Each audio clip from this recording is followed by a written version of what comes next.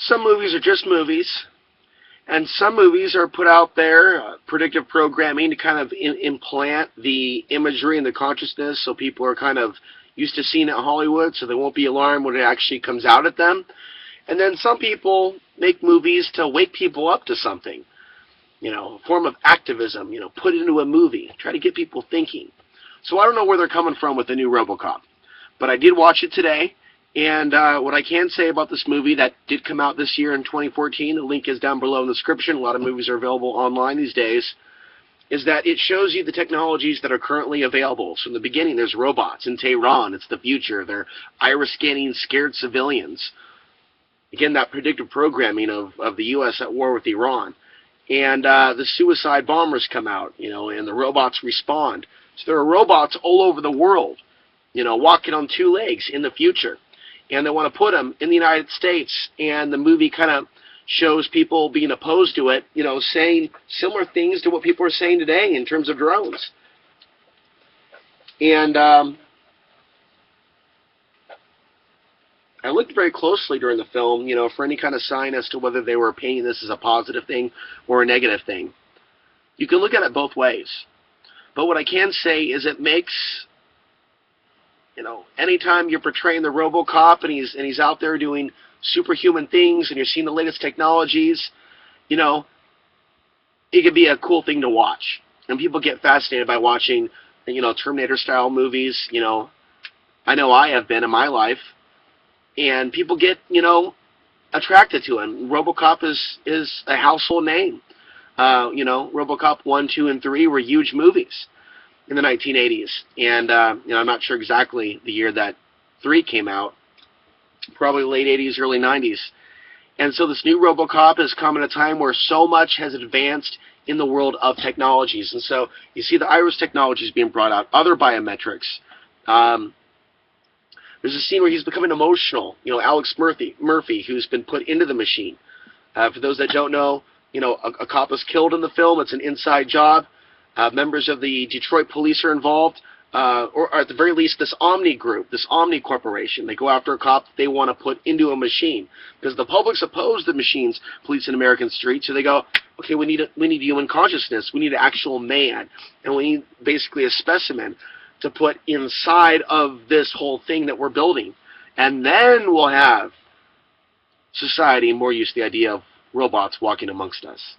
So it's really interesting into how they do it. So they kill a cop, or they blow up his car, and his only chance of living is to put him in this, at least that's what they say, is to put him in the suit, and give him the robotic legs, and, all it's preserved is his face, and, his heart, maybe his lungs, one hand, part of a leg, that's it. So the rest is all the RoboCop suit.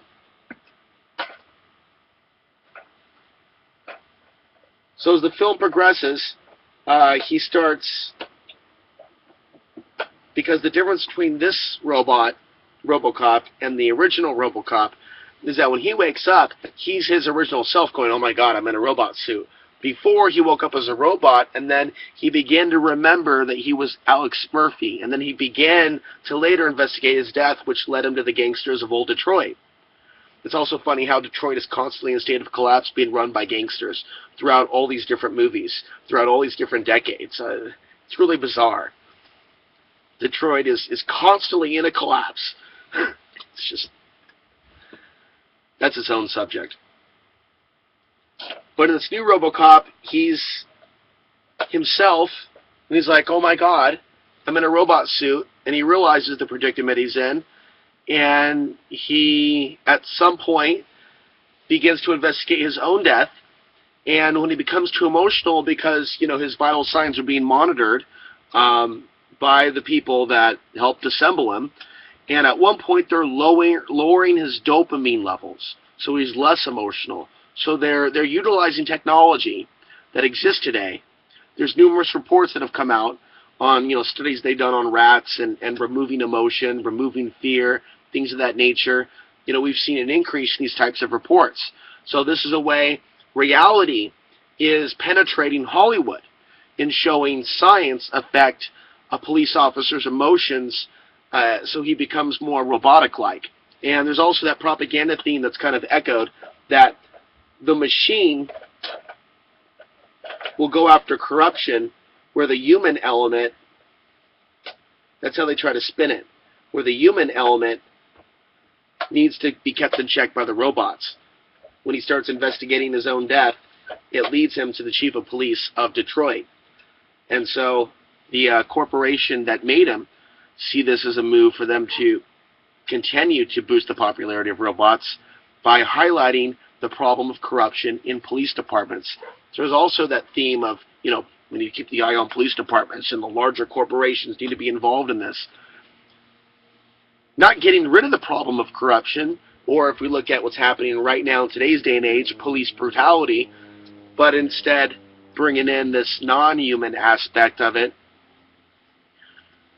bringing robotics into law enforcement. And it's something that I think we likely could see in our lifetimes, to bring this video to a conclusion. So it's a decent film in the sense that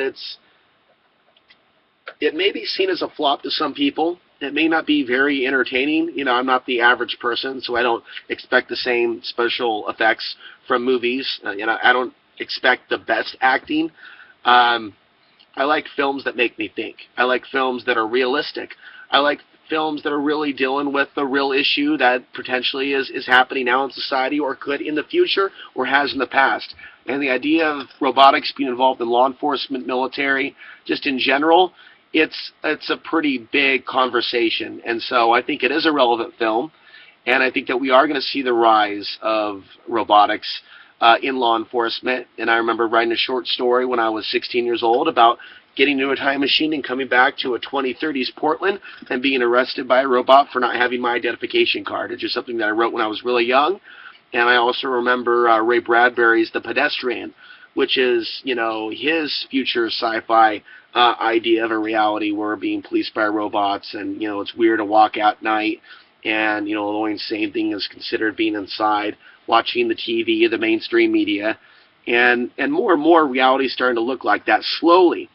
And then also we have the rise of autonomous cars. Not going to talk a whole lot about that in this video, but that dovetails the whole robotic police thing. This autonomous car path that we're going on very soon, that we could be living in the 2020s. And I have a suspicion that they're going to stage World War III before all this, and they're going to bring out a lot of these robotics in the aftermath as the new world governments, U.S., China, England, Europe, as they rebuild the world.